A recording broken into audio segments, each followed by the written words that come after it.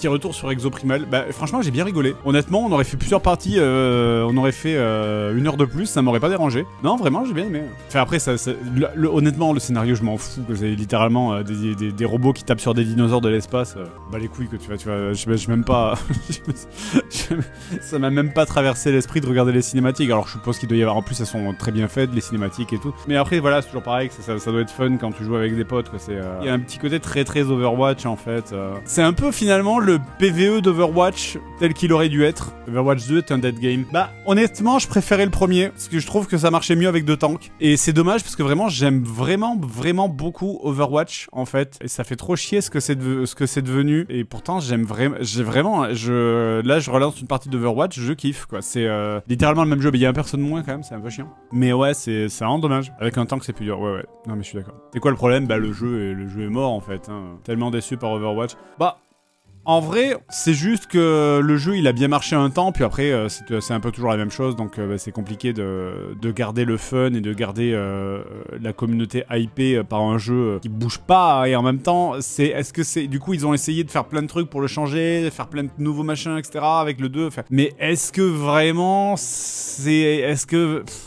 est-ce que c'est vraiment ce qu'il faut en même temps, enfin je sais pas quoi. Pour moi, rajouter des nouveaux persos, genre un nouveau perso tous les 2 mois, en mode genre on fait ça pour continuer à maintenir la hype parmi la commu, c'est une mauvaise idée parce que plus tu le fais, plus tu déséquilibres ton jeu, et du coup plus le jeu il meurt d'une mort lente, alors que finalement tu regardes des jeux comme je sais pas Counter-Strike par exemple, qui est increvable, alors que je crois pas qu'ils rajoutent des trucs de fou quoi, tu vois, c'est ils ajoutent pas des nouvelles classes de personnages, des nouvelles armes, enfin voilà quoi. Ce qui est frustrant avec la notion du PvE, c'est... Ouais, mais après, moi vraiment, le PvE, j'en avais rien à branler, en fait. Moi, je comprends même pas le principe du PvE dans Overwatch. Il y en avait un peu vite fait dans le 1. J'en ai, mais rien à foutre. Pour moi, Overwatch, c'est un jeu PvP, d'équipe, et le but, c'est d'humilier son adversaire. Taper des mobs, je vois même pas l'intérêt, en fait. Je comprends pas, en fait. C'est vrai...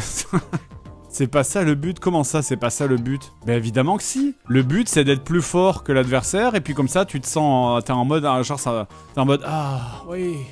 C'est ça le but. Et éventuellement d'insulter ses teammates s'ils sont pas à la hauteur. Voilà. Mais quand t'as une team qui roule bien et que et que tout le monde connaît sa place et que tout le monde joue bien et que vraiment la mécanique marche bien, c'est trop cool quoi. Mais une DPS côté Fred, pas du tout. Je jouais que tank et heal. Mais j'ai insulté les DPS qui savaient pas faire un putain de frag par contre. Parce que les parties où en face t'as une Pharah et que dans ta team t'as un Macri et un Soldier 76 et que pourtant la Pharah elle fait ce qu'elle veut en face, ça fait péter un plomb.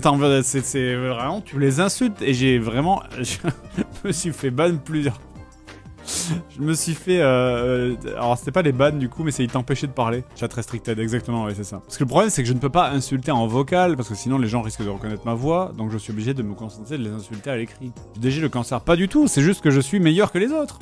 Moi je suis vraiment, dans toutes les parties que j'ai fait, je suis systématiquement le meilleur heal. Donc quand le tank il sait pas quoi faire et qu'il reste comme un plot derrière ses healers à rien foutre, bah franchement va niquer ta mère quoi. C'est quand les DPS ils savent pas viser, bah joue pas DPS connard. Voilà. Par contre quand je joue tank je respecte les heals. Voilà. Chose que beaucoup ne font pas. Mais en heal, je dis, je suis excellent. Je suis simplement supérieur en fait. J'y peux rien. Si après le tank qui fait n'importe quoi, qui part avec des Reinhardt qui chargent à l'autre bout de la carte comme un connard, voilà. Moi en attendant... Ça va les chevilles? Bah oui, mais ça va très bien, mais je suis désolé. C'est la vérité en fait. Si un jour, dans une partie du lundi, on fera un Overwatch, vous verrez que je suis simplement le meilleur heal en fait. C'est... Non, en vrai j'aimais bien jouer heal. En fait, je jouais beaucoup en heal. Moi, je jouais surtout Mercy et Ana. Et c'est vrai que quand tu joues Ana et que tu tombes avec un Genji qui sait à peu près jouer et qui sait qu'il faut faire un double saut pour réclamer l'ulti, pour que tu le nano, machin, etc. Ça, c'est trop un plaisir. Quand t'as un duo Genji-Ana qui marche bien, ça, c'est trop bien. Tu étais quel rang? Le max que j'ai atteint, c'était diamant. Et c'est toujours pareil, c'est qu'en fait, moi, je joue en solo queue, en fait. Donc, c'est difficile. Ma femme qui m'envoie ça va la cheville. Mais oui, mais moi je sais heal quoi. Moi. Après bon, ma chère et tendre épouse, je dis pas que les parties qu'on a fait ensemble. Après bon voilà, moi à l'époque je jouais tank et le heal, bon c'était comme chat, hein. Des fois oui, des fois non. C'est pour ça que j'ai commencé à jouer heal, hein. On n'est jamais mieux servi que par soi-même, j'ai envie de dire.